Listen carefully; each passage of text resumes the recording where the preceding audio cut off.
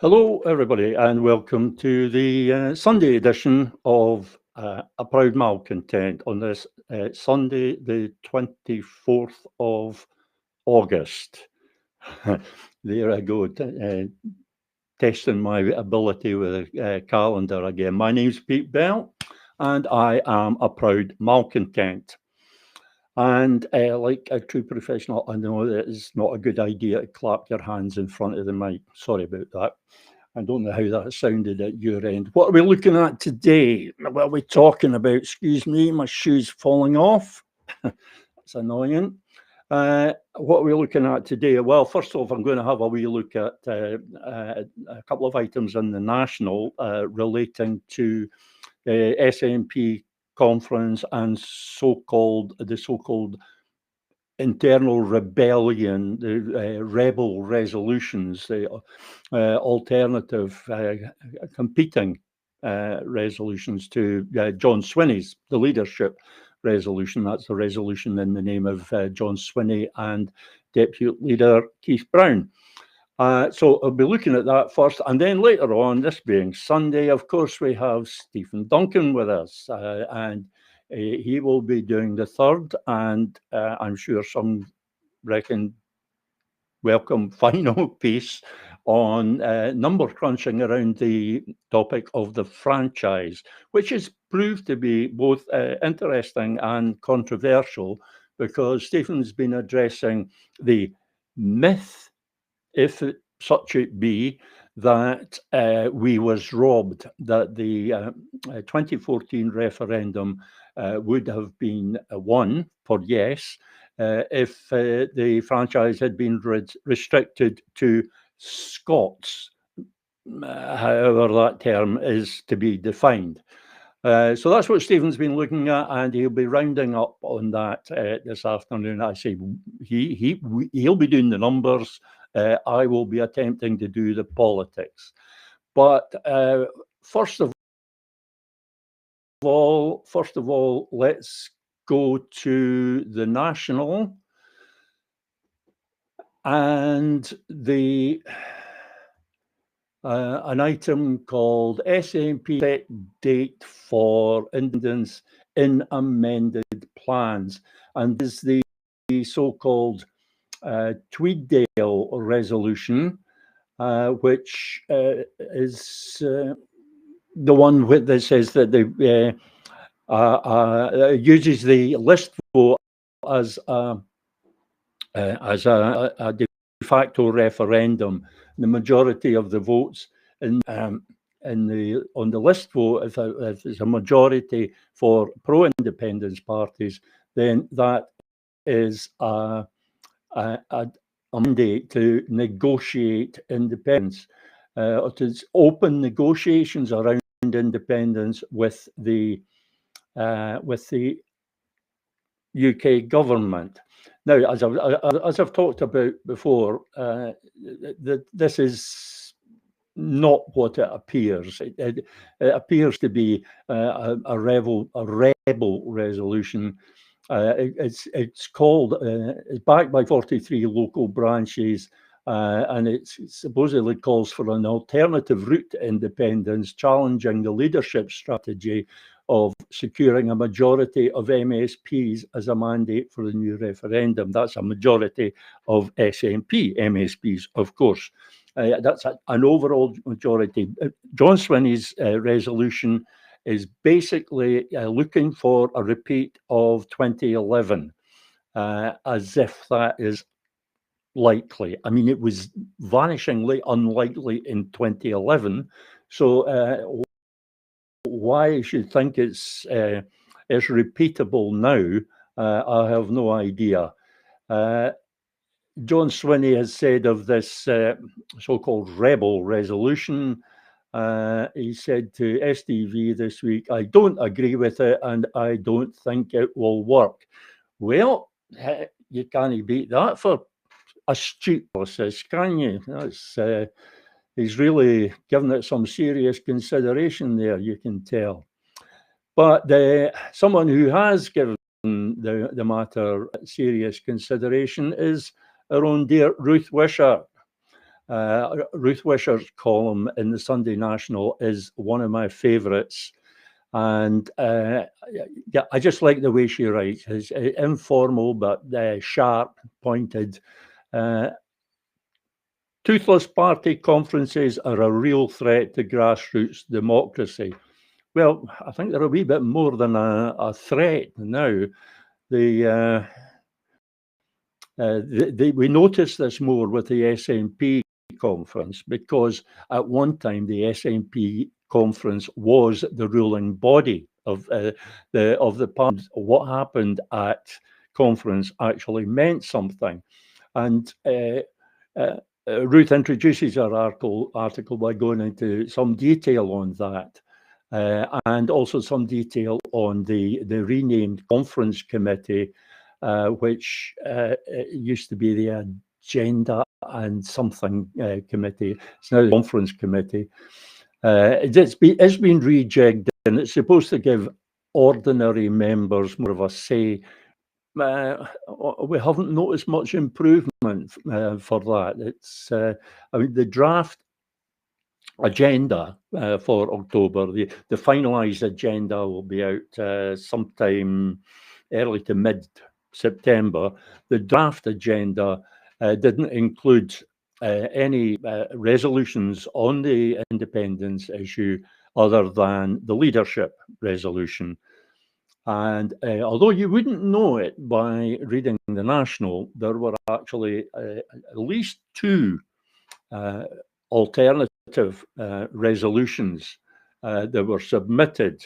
And the National and Ruth Wisher seem to be only aware of one. That's what I'm now going to call the Tweeddale resolution. It's actually backed by 43 branches, but I think it originated with the Tweeddale branch. I've got to call it something, so I'll call it a Tweeddale resolution. But there was another one. There was the Newington resolution, and it doesn't even get a mention in the National, which I really think that's not satisfactory. I mean, the National is supposed to be reporting on the independence movement and the independence campaign, and surely, if the Tweeddale resolution is important, then the Newington resolution must be at least as important, because the Newington resolution is the one that is actually radical. It is the one that is proposing something different. That is the important one. That would really be the game changer if that was to be passed by the SNP conference. That would, if it was to be adopted as the manifest, as the election manifesto pledge of the SNP, it would be a huge game changer. It would transform the whole independence campaign. But let's go back to Ruth's article. And there's amendment, a little change to the Tweeddale resolution. As Ruth says, it doesn't differ much from the original, except that it gives Westminster a year to start negotiations and has a draft Scottish constitution which will be finalised and refined by citizens' assemblies. Any refusal to play ball from Westminster and the game would be declared a bogey. Your guess is as good as mine, or I suspect Ruth's, as to what is meant by being declared a bogey. There is something just not right about this, because here we have people who are effectively saying that the John Swinney's resolution, the leadership resolution, won't work, and it won't work because the general consensus is that the application, the request, the demand for a Section 30 order to allow a Section 30 referendum will be refused. and John Swinney has no subsequent plan. There's no what next on that. Nothing. But then neither does the Tweeddale resolution. The Tweeddale resolution doesn't answer the what next, apart from the game would be declared a bogey. Although there's not the words of the resolution, I should point out. Those are Ruth's words. But what happens next? What happens next? They give the UK government a year to start negotiations. Negotiations for what? Yep, we don't really know.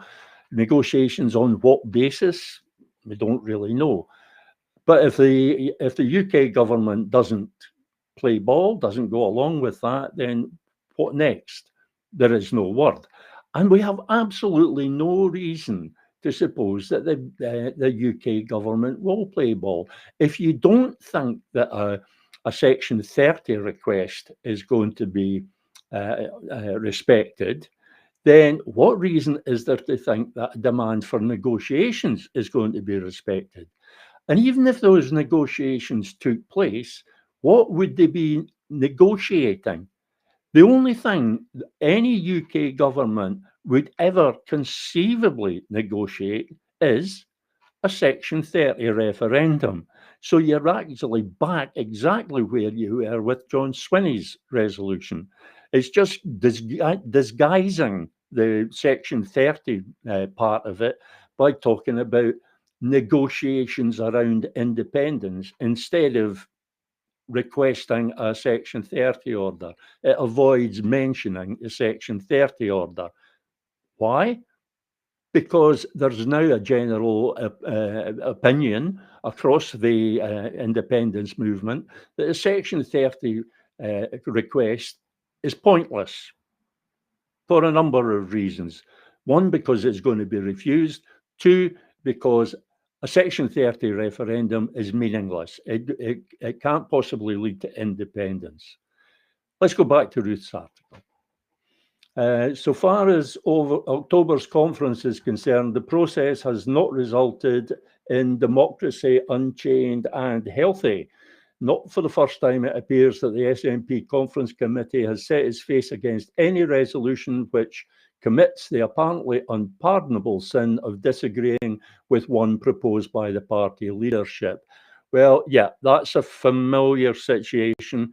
How many times over the past 10, 11 years have we been fervently hoping for some sort of membership uprising at conference, and we've been disappointed, either because the conference committee has reduced the agenda to something bland and meaningless, basically just a celebration of the leadership, self-congratulation, or because the membership has backed down, the delegates have backed down. The no confrontation. They don't want any confrontation with the leadership. It does look different this time. It has to be said, it does look different this time. It seems that this group, this is the only thing going for the Tweeddale resolution, as far as I'm concerned. It seems that the group behind it is really quite determined, and more significantly, they're well organised. I really don't know what's going to happen here. I know the leadership will want to kill this, but just killing it outright may not be a wise thing to do, which wouldn't stop them doing it, obviously. But they will want to kill it one way or another. And I suspect there's going to be some kind of fudge. Something between the Swinney resolution and the Tweeddale resolution, a composite that takes both some kind of fudge, which will basically mean that we end up with the Swinney resolution and back to a Section 30 request again. So it looks like whatever happens, it's going to be back to the Section 30 request again. If it's the Tweeddale resolution, the Swinney resolution, it doesn't matter. It's all going to go back. The only thing that would have changed that is the Newington resolution, and that has been airbrushed out of the reporting for some reason. I wonder why. back to Ruth's article again. Further, John Swinney's strategy is contingent on leadership signing up to another referendum. Well, why would they? In actual fact, they might. It would be a strategy because another Section 30 referendum granted by the UK government would be a very serious blow to the independence campaign. I'm not going to take up time right now explaining why, but if Starmer had his wits about him, he would preempt either of these resolutions. He would preempt conference and certainly preempt election by offering a Section 30 referendum. Imagine John Swinney as the SNP going into the election and on a manifesto pledge to obtain a Section 30 order. And, we've already got a Section 30 order. Starmer's already given us that.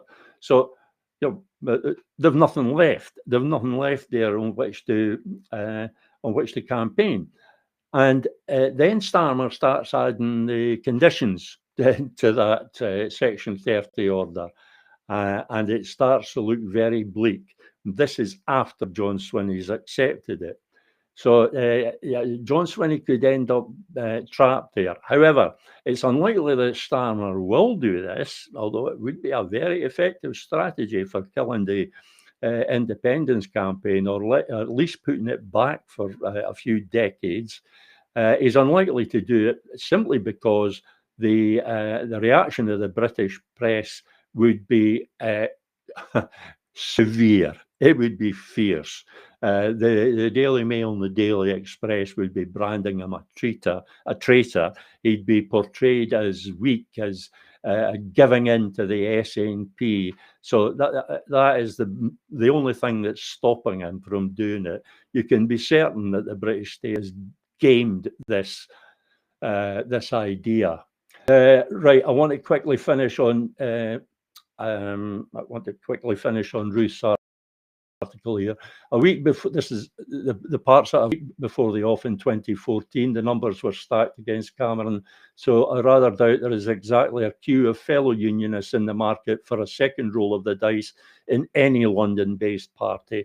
That seems rather obvious. The statements that the British parties have made on the subject are fairly clear on that, and so categorical that it'd be very difficult to go back on.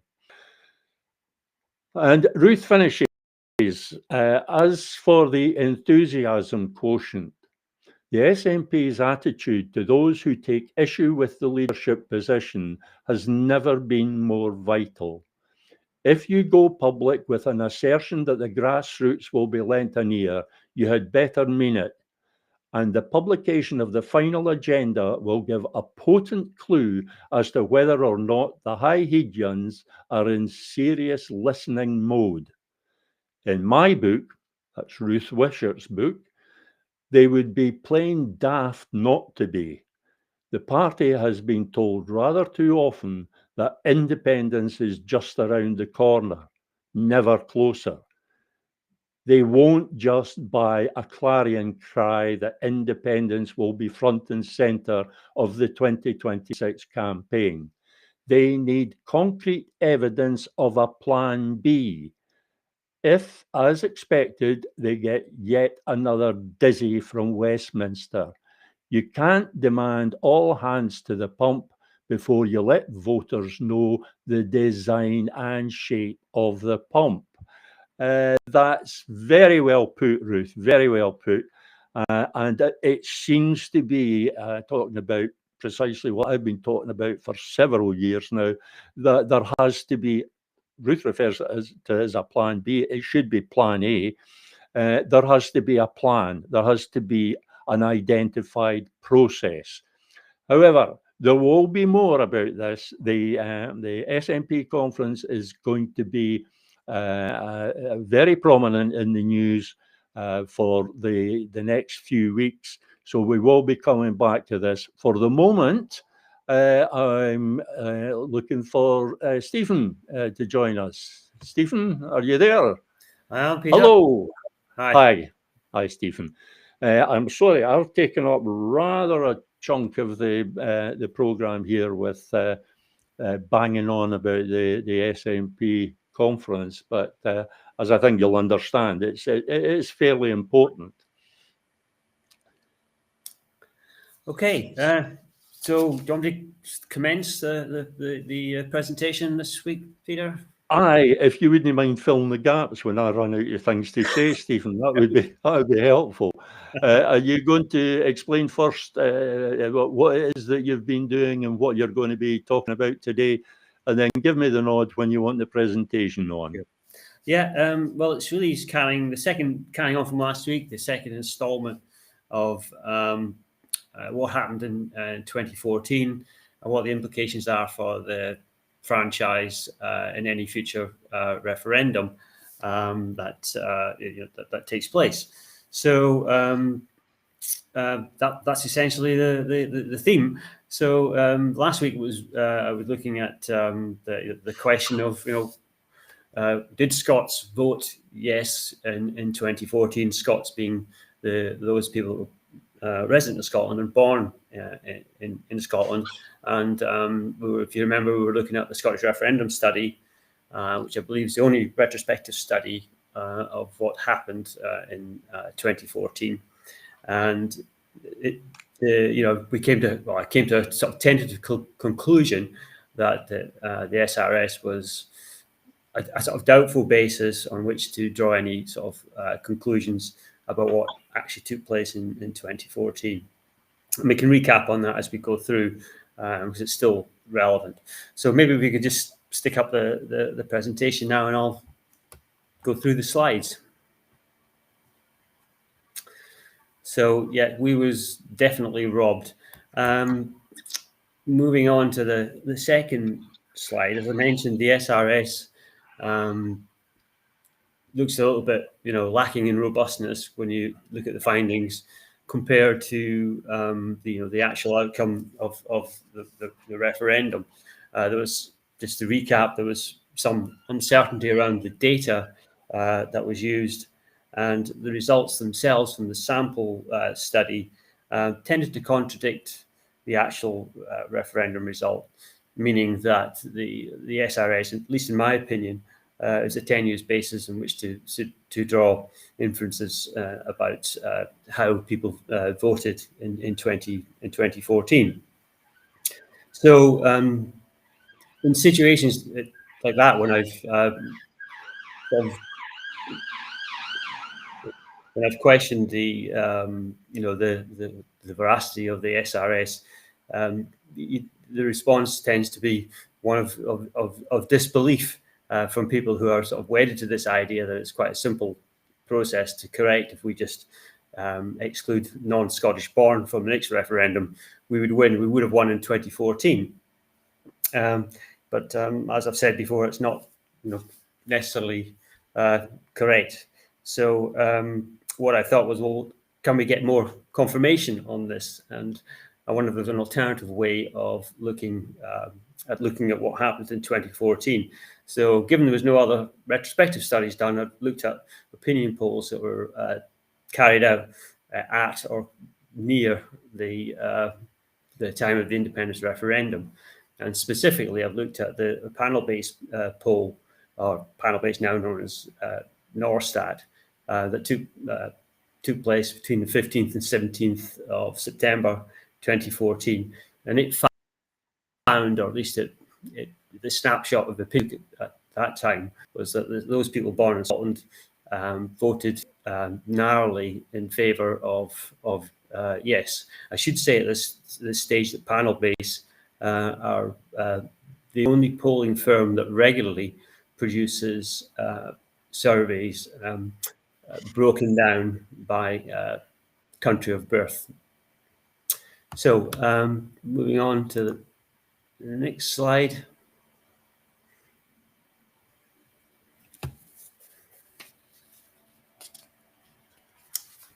Okay, so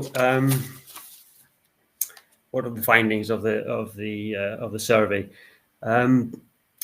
If you look at the fourth column in on that first table, the top table, you see that the overall yes was captured at just under 48%, 47.79% in that poll. So what that poll did was overstate what actually happened. What happened was the result was 44.7%. We all know that. So that was about 6.9% overstated. Hence that error factor in that table, 1.069. So what we can do, we can make a fair assumption and say, well, if the overall poll was overstated by 6.9% compared to the actual result, we could adjust the different cohorts by country of birth by 6.9%, reduce them by 6.9%, and see what impact or what the result would be if the error in the overall poll was reflected at the broken down level. So the second table shows the poll reported that Scottish-born voted. Can I just ask something there, Stephen? You said there's no reason to think that there was any difference in the error factor among the different cohorts. That that there was likely to be a higher error factor with one cohort rather than another. There's no evidence for that, and I wouldn't know how you would get a handle on that. There's no reason to believe that. So the assumption is it would just be uniform across the three different subclasses that panel-based are reported on. Yeah, just clarify that. Yeah. Okay. So yes, for the Scottish-born cohort, it was 52.3%. So if you make the adjustment, so you reduce that by 6.9% relatively, so divide by 1.069. That would imply a yes support of just under 49%, 48.9% for Scottish-born residents, and for the others, the English-born and those born outside Scotland and England, they're already at less than a quarter of the would be supportive of yes, according to this poll, and that reduces still further. So having the observation from that is that after making the adjustment for the overstatement at the total level, at the broken down level, you can see that the Scottish-born residents are probably marginally narrowly against independence, or that 49% versus 51% for no. And for those born elsewhere, it's already overwhelmingly in favour of the status quo, and all the adjustment did was show that up still further. Does that make sense? Yeah, well, even I can make sense of that, and as you know, the statistics is not my thing, but I can see the point of that. I'd have to say that this is all very speculative, but it's in the nature of the thing. It's informed speculation, shall we say, but it is speculative, nonetheless interesting. Please go on, Stephen. Yeah. It is. There are, as you've pointed out, or as you've implied, there are assumptions there, and the assumption is that the error at the overall level, we're calling it the error, but just call it the overstatement, is reflected right throughout the poll, however you break it down. There is no other information available to contradict that I'm aware of. But if anybody out there knows about that, please let us know. We can adjust accordingly. So we move on to the next slide, slide number 4.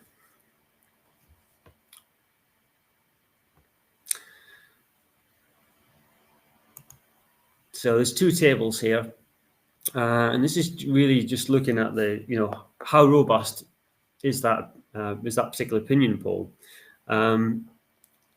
there were 3 other opinion polls carried out also on the eve of the referendum from 3 major companies, Survation, YouGov, and Ipsos, in addition to the panel-based one.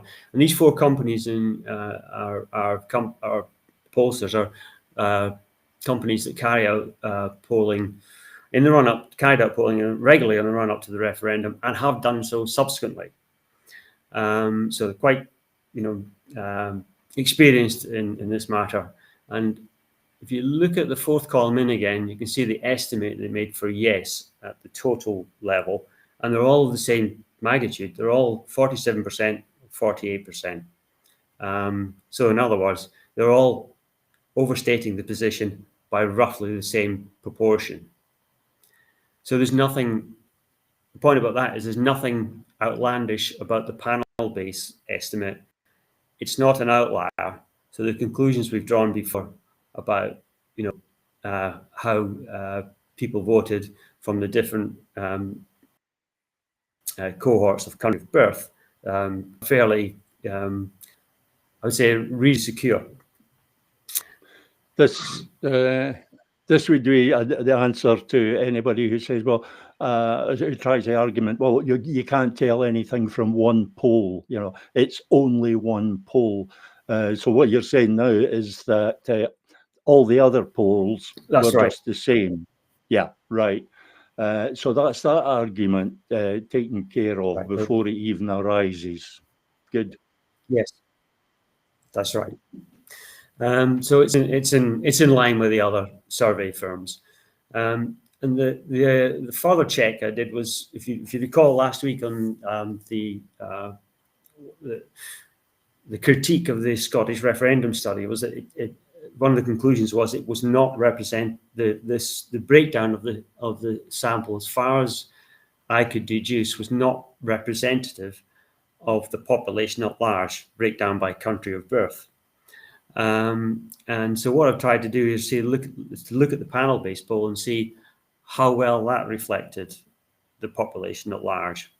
So the second table on this slide sort of tries to do that. So looking at the proportion of from Scotland who were born in Scotland that made up the sample, that was 83.8%. That's the top row in that table. That compares to the census of the population just 3 years earlier of 83.3%. So very much in line with the census. Obviously, that means that persons born in England and elsewhere, taken together, if the Scottish cohort's in line with the census, these have to be as well by definition. But just to confirm that, look. Yeah, that's just confirming that. This is another testament to the accuracy, I don't know if accuracy or the credibility of these figures, because it shows that the polling firms are weighting, their weighting is correct or accurate.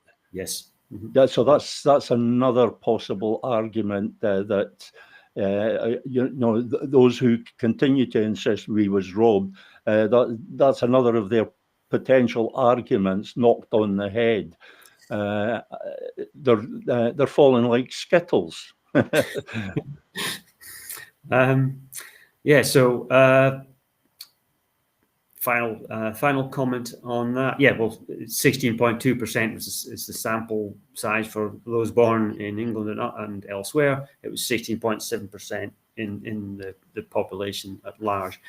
We shouldn't be surprised, as you were saying, Peter. We shouldn't be surprised that the numbers in the survey sample are representative of the population, because in panel-based and the other pollsters weight, or at least panel-based certainly weights back to the population in terms of country of birth. So there's no surprise in that.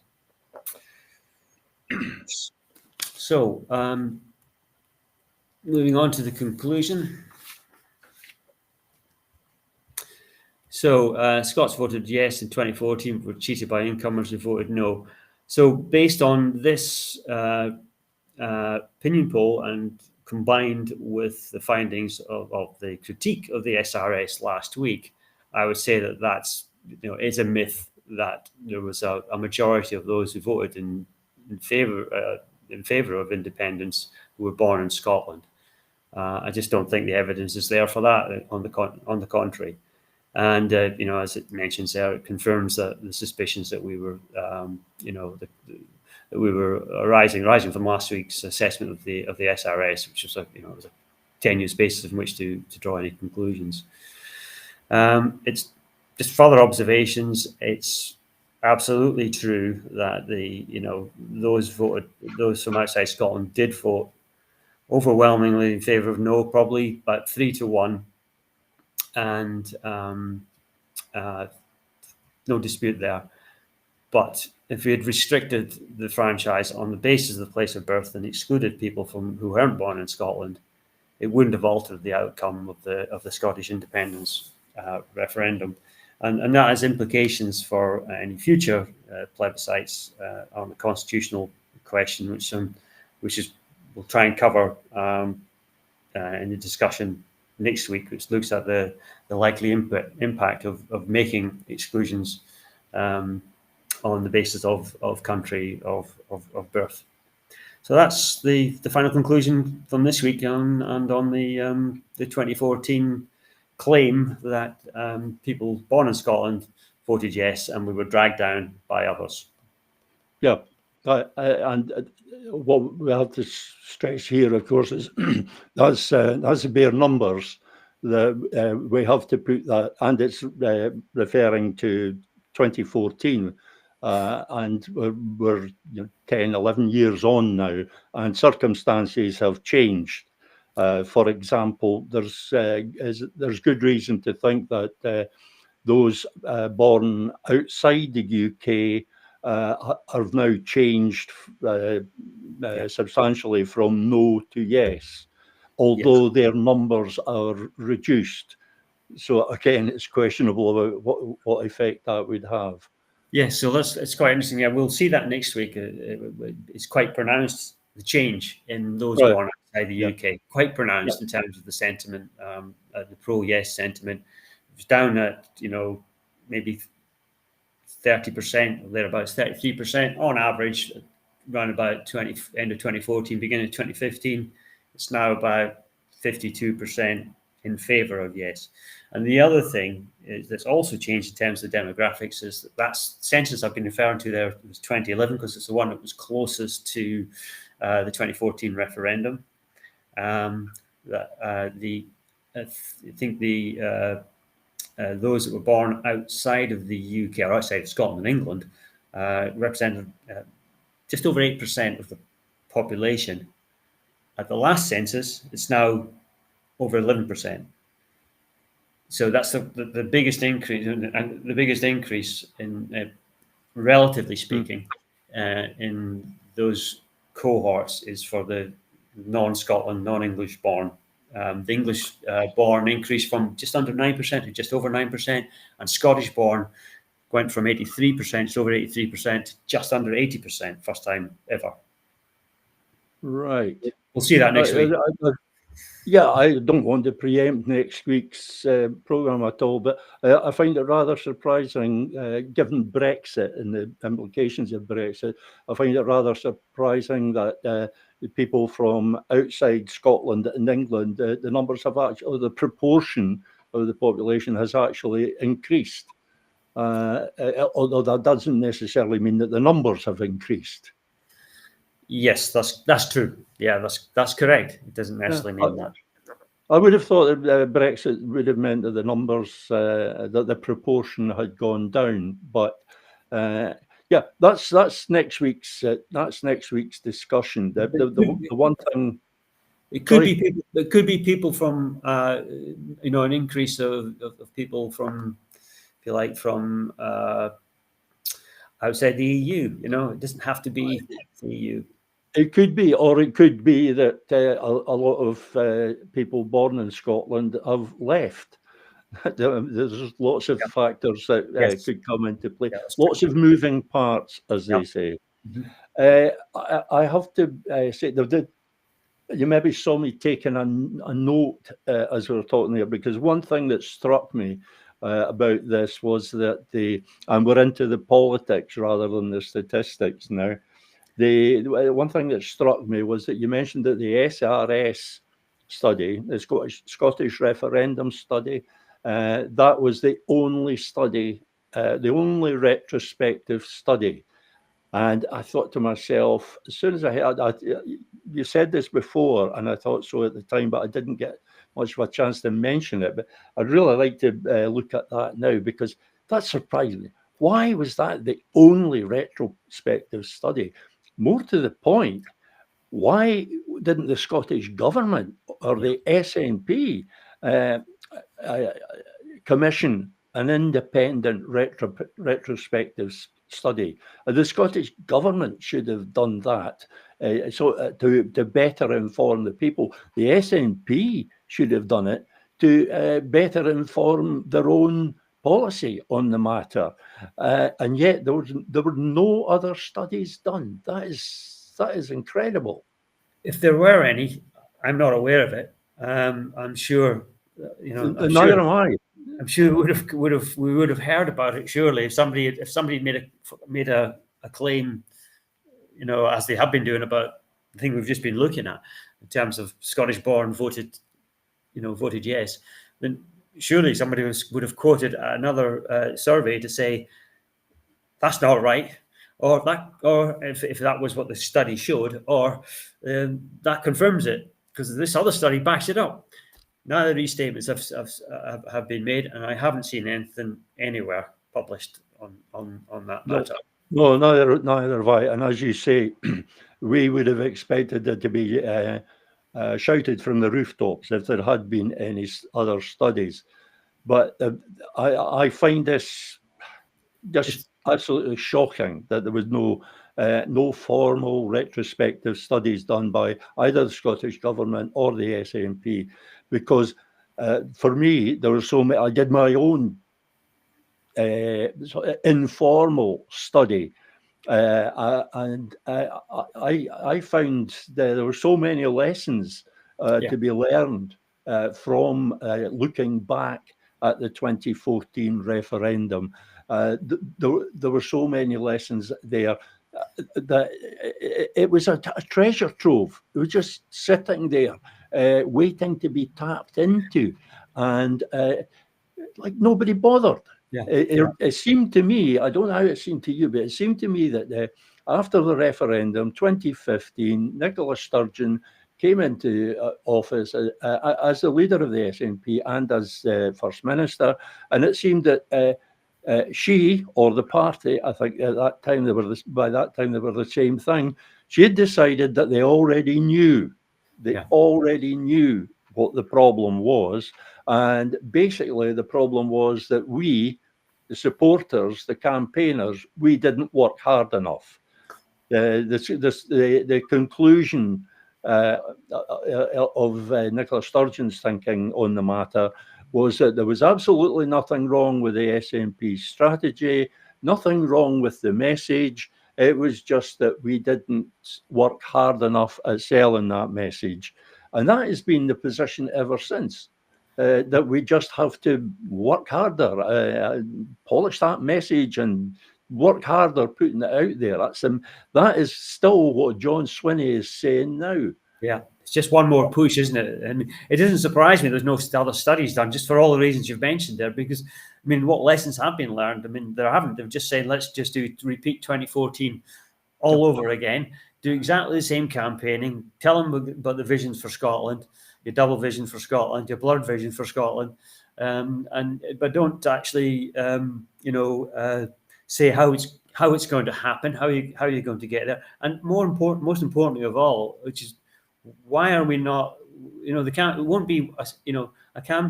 I'm no campaign strategist, but I do know that campaigns should be nuanced. There should be 3 or 4 or 5, I don't know how many different strands, because you're targeting different audiences, different segments of the audience, and doing it in different ways. There are different ways to influence people. You can shame some people into voting yes, simply by embarrassing them with with, look, how do you feel now that given all the lies that were spouted by Better Together, we've got the proof they were lies because we've seen the outcomes, of the things they said and what's happened. I mean, there's so many obvious ones. Brexit's one, but there's others. The orders for frigates for the Clyde, the Clyde built frigates that were going to happen. There were, I don't know, it was going to be about 13 or 14 of certain kind of warship, and it ended up being 5 or 6. It was all the jobs in Cumbernauld that were for the HMRC that were going to be retained. They shut them down about 6 months later, or less than that, after the referendum. So many things. There was the whitewash of the Smith Commission that was going to give the Scottish Parliament more powers. Nothing happened there. It's a huge, as you mentioned, the treasure troves, good way of putting it. And that's just a few examples that off the top of my head. Yeah. Annoying. Yeah. I suspect one of the reasons, and possibly the main reason that there was no retrospective study done, was because any independent retrospective study would have pointed out, if not a catalogue of mistakes by the Yes campaign. I'm not saying that there were any, but if there were, then a proper study would have found them. But one thing that we must inevitably have found is that the SNP did not follow the strategy that had been set by Yes Scotland. That Yes Scotland was formed to be the independent professional campaigning body under a very experienced marketer, Ian Dommett, and they had formulated a campaign strategy. I think it was a 3-phase campaign strategy, and the SNP simply didn't follow it. Ian Dommett actually said afterwards that they simply didn't follow the strategy. They went their own sweet way. And we actually saw that when it came to the final stage, the third phase, where there should have been a major push, and the No campaign had their third phase, their final phase worked out. They had the vow, and the SNP had nothing with which to counter that. I'm fairly sure if Ian Dommett's plan had been followed, there would have been something to counter that. There was a lot of things there that could have come out of it that would have been embarrassing to the SNP leadership, and so they were just avoiding that embarrassment. And it goes on to, that sort of explains why they tried to shut down Yes Scotland, and did effectively shut it down, quite quickly after the referendum was done and dusted. Absolutely, yeah. There's the lessons. I will say this: the lessons that were to be learned from the No campaign, from the 2014 referendum, and that includes lessons learned from looking at what the No campaign did. Yeah. If you want to run an effective campaign, look at somebody that's actually won the campaign, and No won it. So you look at the things that they did. I'm not saying to emulate them, but you can follow certain of the tactics without actually emulating. You can do something similar, but without the lies, basically. And all of these lessons were missed. But there was other things that we learned.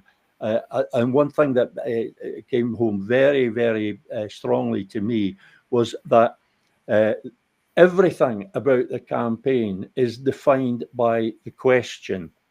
Everything flows from the question that is being asked, what is actually on the ballot paper. And the Yes campaign was put on the back foot from the outset, because the question made independence the contentious issue, where independence is actually normal, and it's the union that is the aberration. And it should have been a question about the union, but instead it made independence the contentious issue. So the Yes campaign was set from the very start on a course of always being on the defensive, always defending the idea of independence. And the no side were never, ever put in the position of having to defend the Union. So the whole thing was lopsided from the outset. And that brought home to me very, very forcefully. And it helped to convince me that we must never, ever have such a referendum again, where the British state has even significant influence over the question. It must be a referendum entirely made and managed in Scotland. And I would say that, I'm not sure how you'd feel about this, but I would say that a very large proportion of the independence movement has come to the same conclusion. But that does not include the SNP leadership, who've come to entirely the opposite conclusion, that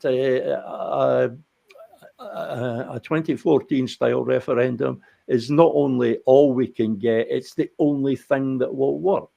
And that just seems wrong to me. I think it's just all part of the command and control approach they have to this, and just want to own. They want to own the issue of independence, and they don't. They don't own it. Everybody in Scotland owns it. It's the question that the population of Scotland have to answer, and whether what we want as our constitutional arrangements.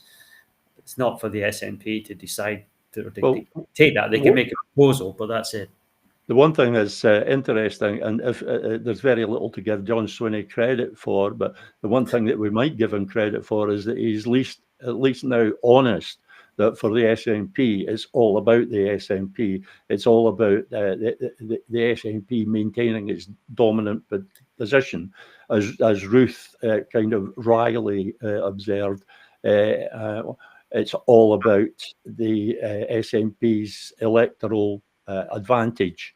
It's all about winning seats, and of course the rewards, the various rewards that go with that. Well, time's marching on. We're into the last 8 minutes. Do you have anything you'd like to add, Stephen? Not on this particular subject. We'll just finish it off next week. Logically, I think we can leave it at that for the time being. It'll be very interesting next week, I think, to have some discussion of the franchise. It's going to be a very important part of discussion. If and when we ever get around to having a discussion about what kind of referendum it should be, because one of the things that's been absent is people talk about a referendum, but nobody talks about what that referendum will be, how it will be structured. So I've made this point of talking about a proper constitutional referendum, and I'm quite happy to explain my idea of what a proper constitutional referendum is, but we have to have shorthand for it. And the franchise will be a very important part of that. So next week's discussion may well get on to some talk of what constitutes a proper constitutional referendum.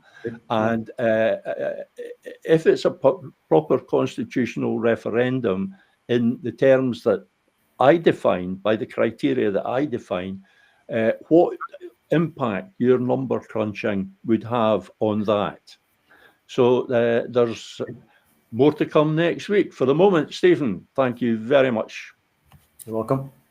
Bye now. And that was Stephen Duncan, folk. And as they say, he'll be back next week. I'm hoping he'll be back every week and doing a bit of the number crunching for us, because he's good at it, and I am not. Don't forget that you can send comments. I see we have no comments so far, but you can comment and ask questions on what's been discussed today. That's either some comment on the SNP conference and the resolution or resolutions, for those of you who've heard about the Newington resolution, some comment about those resolutions, or this subject of the franchise and the claim, the very common claim, that we was robbed, that if it was restored, if it was made a restricted franchise, such as has been recognised as valid by the UN in New Caledonia. I think they've had several referendums using a restricted franchise.